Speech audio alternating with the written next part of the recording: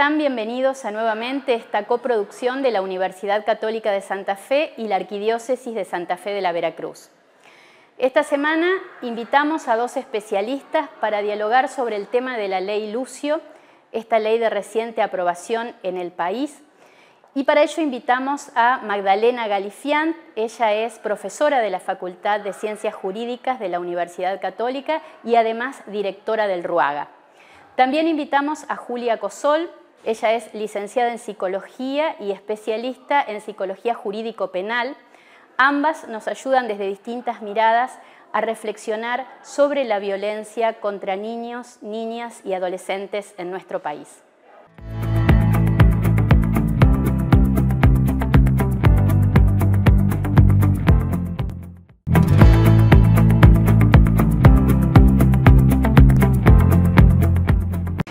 El gobierno argentino promulgó la llamada Ley Lucio, luego del asesinato de Lucio Dupuy, y nosotros hoy invitamos a Magdalena Galifiant. Ella es profesora de la Facultad de Derecho. ¿Cómo estás, Magdalena? Muy buenas tardes. Buenas tardes. Bueno, gracias por acompañarnos.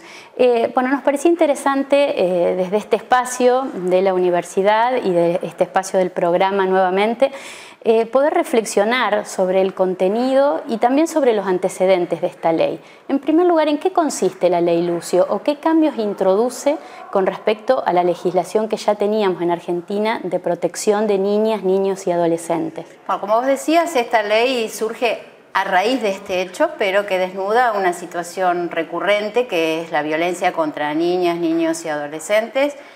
El objetivo de la ley es crear un programa de capacitación que está orientada a funcionarios y demás agentes del Estado nacional, porque es una ley nacional. Ahora les explico algún detalle sobre esto. También promover que haya mecanismos a través de los cuales se puedan formalizar denuncias con reserva de identidad para facilitar esa puesta de manifiesto de situaciones de violencia que puedan sufrir los niños sin poner en riesgo la integridad de aquellas personas que presentan la denuncia. Y también generar programas o campañas de concientización dirigidas a la comunidad en general. Decía que es una ley nacional, después en julio se dictó el decreto reglamentario, la autoridad de aplicación, es decir, la autoridad encargada de gestionar todas estas implementaciones de programas y demás, es la CENAF, que es la Secretaría de Niñez, Adolescencia y Familia a nivel nacional, y como todas las leyes que crean organismos o sistemas o programas que se dictan a nivel nacional no son de aplicación inmediata en toda la República, sino que por la organización federal que tenemos de nuestro país se invita a las provincias a adherir a través de sus propias leyes, y luego las provincias a su vez, cuando dictan las leyes de adhesión, invitan a los municipios a adherir a los objetivos y a la implementación de la ley. En el caso de la provincia de Santa Fe, hubo sesiones de la legislatura, tanto de Cámara de Diputados como de senadores, que el mismo día aprobaron leyes, o dieron media sanción, mejor dicho, a proyectos de adhesión a la ley, pero proyectos diferentes en simultáneo, ¿no? O sea que esto está todavía en un punto donde no se ha definido una adhesión a través de una ley provincial. Hay una situación legislativa, ¿no?, que tiene que resolverse, pero entiendo que no habrá objeciones en que haya una adhesión de la provincia de Santa Fe. Sí me parece importante, ahondando un poquito en lo que vos preguntabas, qué cambios introduce, que no significa introducir modificaciones en el régimen legal de protección de los niños y niñas y adolescentes contra la violencia. Tiene esos objetivos que decíamos al principio, que entiendo que responden a esta indignación social y de las instituciones que se pone de manifiesto cuando se da un hecho de esta magnitud, pero que no es un hecho aislado, sino que hay cientos, miles de niños que todos los días y que hoy, y que tal vez muy cerca de aquí, están padeciendo situaciones que a lo mejor no llegan a su homicidio, pero que implican gravísimas vulneraciones de derechos.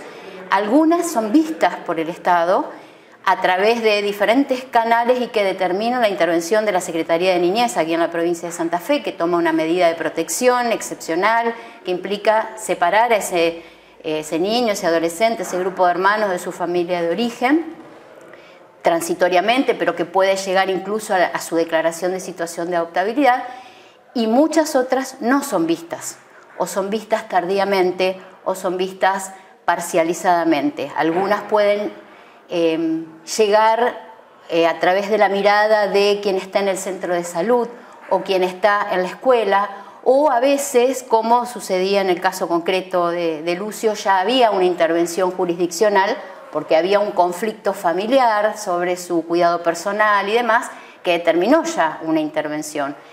Pero tiene que seguir preocupándonos la cantidad de chicos y chicas que no son vistos en la vulneración de sus derechos y que transcurren su vida en esa sombra que significa el ejercicio de la violencia contra ellos. Sí creo que la iniciativa de generar estos programas de capacitación dirigidos a agentes del Estado de diferentes niveles, desde los funcionarios más altos hasta todos los empleados que integran algún área del Estado que está involucrada en la protección de derechos de los chicos, tiene su valor, pero es una política de una eficacia, creo, muy limitada, porque, si se me permite esta metáfora, es seguir fertilizando un terreno que ya ha sido fertilizado otras veces y que está siendo suficientemente atendido.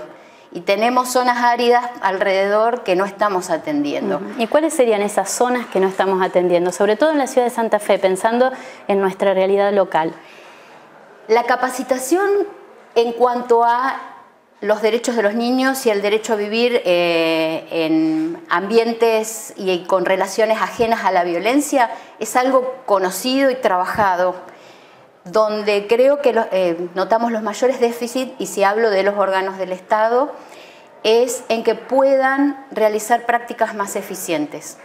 Hay distintos órganos del Estado, tanto del Poder Ejecutivo, fundamentalmente Secretaría de Niñez, pero también otros órganos como el que yo integro actualmente, que es el registro de adoptantes, el registro de aspirantes a guarda con fines adoptivos, otros órganos, por supuesto, del Poder Judicial, los juzgados de familia, y también órganos que pertenecen al Poder Legislativo, como la Defensoría de Derechos de Niños y Adolescentes, que integra la Defensoría del Pueblo. Todos estos trabajamos con un mismo objetivo y, sin embargo, nuestras intervenciones no son suficientemente eficientes. Falta determinar líneas de trabajo, sobre todo en los órganos del Poder Ejecutivo, que están sujetos a esas variaciones de gestión que se dan periódicamente por una cuestión obvia de que van cambiando las gestiones, van cambiando las cabezas de los organismos, y pienso que tenemos que apuntar a que haya líneas de trabajo que trasciendan las gestiones, porque aquí si hay objetivos de trabajo, especialmente la protección de los niños frente a la violencia, esta no puede estar determinada por tal o cual color político que ocasionalmente esté al frente del Poder Ejecutivo. En el Poder Judicial también la cabeza tiene que hacerse cargo, tiene que poner en agenda esta cuestión, y pienso que uno de los puntos donde se podría trabajar, y que hace años que lo venimos diciendo, es, por ejemplo, que en los juzgados que tienen competencia en materia de familia se creen los órganos interdisciplinarios, los equipos interdisciplinarios, que no existen en nuestra provincia actualmente y que colaborarían muchísimo en el abordaje de situaciones de familia complejas, incluyan la violencia o no se haya notado todavía esa violencia, como seguramente sucedió en el caso de Lucio.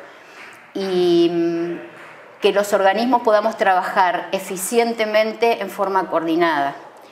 Hay algo que me parece fundamental y que tal vez, si nos contentamos con que una ley como esta se implemente, vamos a quedarnos satisfechos, entre muchísimas comillas, de creer que hemos hecho algo positivo.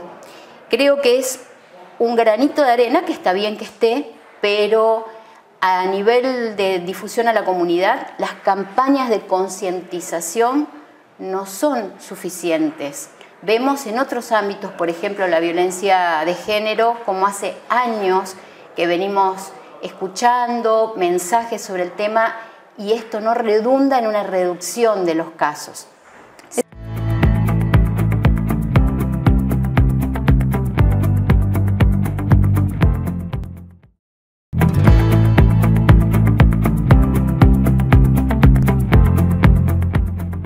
Recibimos ahora a Julia Cosol. Ella es docente de la Facultad de Psicología de la Cátedra de Psicología Jurídico Forense. Julia, ¿cómo estás? Buenas tardes. Hola, buenas tardes. Bueno, muchas gracias por acompañarnos. Recién estuvimos charlando con Magdalena Galifián desde el punto de vista jurídico, el tema de la ley Lucio, y bueno, nos gustaría también aprovechar tu presencia y tus conocimientos sobre el tema para que nos ayudes a pensar un poco sobre el tema de la violencia en general, ¿no? Estaba leyendo entre tus antecedentes que estuviste participando o en unos días vas a participar de una capacitación que justamente hablaba de la violencia como amo del tiempo, ¿no? Bueno, es una característica propia de los tiempos que corren. ¿Cómo lo analizás desde el punto de vista profesional? Así es, me parece que el caso en particular y esta ley nos pone nuevamente en condiciones de nuevamente alzar la palabra para poder hablar acerca de la violencia que es transversal a nuestra civilización actual, a pensar las infancias y las adolescencias contemporáneas desde esta perspectiva, cuáles son sus efectos, sus impactos. Yo tengo una formación de orientación psicoanalítica, con lo cual partimos de entender que la violencia no puede entenderse como desde una dimensión biológica o instintual, más bien entendemos al sujeto como un sujeto atravesado por el lenguaje y por ende incluido en un registro simbólico, con lo cual nos hace pensar que lo que de alguna manera estos actos de violencia nos anotician es que hay una caída de ese orden simbólico, es decir, una caída de la palabra como soporte de todo lo que tiene que ver con la constitución subjetiva y las expresiones subjetivas que acontecen en nuestra época actual. De esa manera, en el caso en particular de Lucio, y quiero también mencionar que hay cifras escalofriantes y terribles en relación a infancias y adolescencias dañadas. Tenemos que pensar que se incluyen en coordenadas epocales donde estas desprotecciones tienen que ver con los excesos del otro, ¿no? Es decir, una época donde el imperativo de consumo, de inmediatez, nosotros desde el psicoanálisis decimos de goce, ¿no? Llevan a que el universo adulto transite por la vida de estos niños desde la perspectiva del exceso como en otras áreas, ¿cierto? ¿No? Como en otras áreas del consumo, como vemos en materia de adicciones, en materia de criminalidad, también en los casos de femicidio, es decir, hay ahí un uso del cuerpo del otro donde hay cierto arrasamiento en términos de exceso, ¿no? También se ve, los números, hablábamos de las estadísticas, ¿no? Grandes cantidades de abusos y excesos sobre los niños desde los ámbitos intrafamiliares, el lugar que debería ser el más seguro y de acompañamiento en el crecimiento y desarrollo del niño. Así es. Lo terrible que expone un poco este caso es que justamente los adultos o el universo adulto, podríamos decir, quien es el encargado de los cuidados y la protección, lo entiendo de esta manera, no como solamente una responsabilidad formal, es decir, solamente supeditada, por ejemplo, a la responsabilidad parental que tenían estas personas que estaban a su cargo, ¿no? Sino toda la cadena de lazos dentro del universo adulto que ha dejado caer a Lucio y que de alguna manera este dejar caer lo pone justamente al margen del orden simbólico del que recién me refería. Es decir, a Lucio se le arrebató la posibilidad de la palabra, ¿no? Entendiendo de alguna manera esta expresión como la expresión de tantas otras niñeces que actualmente también se encuentran viviendo situaciones de violencia y, como decía la doctora hace un momento que yo la escuchaba, no han encontrado esa puertita para poner su palabra en valor. Y entendemos la palabra en el sentido que lo restituye como sujeto de derecho, ¿no? En este sentido me parece que yo tomo una frase de Lacan que es un poco radical, como son sus seminarios, provocadoras, que él dice o la violencia o la palabra, ¿no? Pero me parece que esta afirmación tiene todo su valor para analizar estos escenarios. Yo escuchaba antes a Magdalena Galifiant que nos decía sobre la necesidad de que existan equipos interdisciplinarios que acompañen estos procesos cuando se detecta un caso de abuso o cuando aparece una denuncia. ¿Cómo se está trabajando esto de acuerdo a tu experiencia profesional aquí en la ciudad de Santa Fe, en la provincia? Nosotros tenemos, como decía la doctora, con lo cual coincido, legislaciones que hacen de un marco sólido de actuación. Ahora bien, a mí me gusta pensar que hay que ir más allá de la norma, ¿no? Es decir, hacer uso de una norma y elevarla a su dignidad de uso. Cuando me refiero a esto, me refiero precisamente a que las prácticas profesionales interdisciplinarias, que en realidad la interdisciplinariedad es un efecto, no es un a priori, aunque uno se lo proponga, hay que poder pensarlas como un efecto del trabajo colectivo entre las y los trabajadores de las distintas áreas. Y en ese sentido me parece que si bien podemos y es necesario seguir capacitándose, creo que hay que poder brindar las coordenadas y las plataformas necesarias para que justamente la norma llegue a sus destinos, ¿no? Pueda inscribirse en el seno de aquello que se intenta legislar y se intenta regular, porque esta norma a fin de cuentas intenta regular la violencia como expresión desmedida en las infancias y en las adolescencias, ¿no?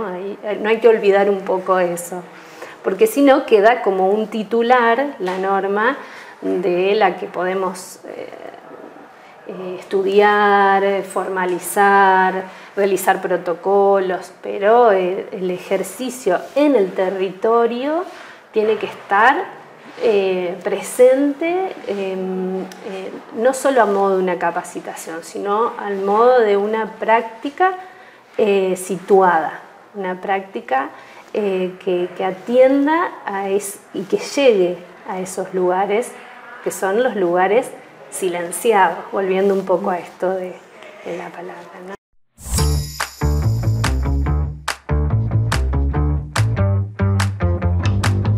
Buenos días. Bueno, hoy, como las veces anteriores, vamos a seguir continuar hablando de la extensión. Hoy vamos a hablar sobre una herramienta que se planteó en un blog de extensión para extensionistas a cargo de Adrián Gargisevich, que es un extensionista del INTA, donde habló de una herramienta que realmente es muy buena para la utilización en grupos de trabajos en distintos entornos sociales y culturales, que es la herramienta de explicación, implicación y aplicación, que entre sí generan una sinergia que nos va a permitir generar un equilibrio entre estos tres estados, por decirlo, en los cuales vamos a involucrar a los distintos personajes y los distintos actores de los grupos de interés con los cuales vamos a ir trabajando. En esta herramienta, esta herramienta, conjuntos de herramientas, se utilizan para puntualmente atender problemáticas que tengan distintas miradas. Es por ello que está la explicación, que nos permite comprender, comunicar el sentido y el propósito del cambio que nosotros vamos a proponer. También tenemos la implicación, que a mi entender y viendo distintos trabajos que se fueron utilizando esto, es muy bueno porque es lo que permite incluir y motivar en el proceso del cambio a todos los actores de este grupo. Y por último, que es la aplicación, que es llevar a cabo este cambio. Como yo les decía, que la explicación es bueno para poder poner a todos en asunto, unificar objetivos, unificar ideas, pero la implicación termina siendo lo que muchas veces en este tipo de actividades es lo que motiva a todos, decir, bueno, ¿qué estamos buscando? Y hacernos parte y hacer parte a todos los actores de este logro o este cambio que vamos buscando. La explicación es el proceso de comprender, comunicar el sentido y el propósito del cambio que se quiere lograr. Es importante tener una visión compartida del problema. Así entendida, la explicación ayuda a generar confianza, motivación y un compromiso en todos los participantes del grupo. La implicación es el grado de participación e influencia que tienen las personas en el proceso de cambio. Es por ello cuando yo marcaba esta cuestión de importancia, porque cuando dice que se genera corresponsabilidad, se genera un empoderamiento, bueno, son cuestiones que lleva al grupo a dar un escalón más. Fíjense que esto siempre se va hablando en cuestiones grupales. Acá no se va tomando cada estación por separado, sino de manera conjunta. Y por último, la aplicación. La aplicación es el conjunto de acciones concretas que se realizan para llevar el cambio. Creo que, y hemos venido desde las distintas actividades que se vienen llevando puntualmente en algunas de las secretarías de Ciencia y Técnica de la universidad, haciendo uso de esta herramienta, que lo que genera, como lo planteaba Adrián en sus blogs y en sus explicaciones, genera un trabajo en comunidad y genera una mirada compartida tanto de los problemas como de las soluciones. Y al tener esta mirada multidisciplinar o muchas veces miradas de distintos actores sociales, nos enriquece y nos da una mirada mucho más clara de la situación. Bueno, espero que les haya sido útil. Es una herramienta que recomendamos, nosotros la hemos utilizado y recomendamos que se pueda utilizar para trabajar en grupos de interés. Muchas gracias.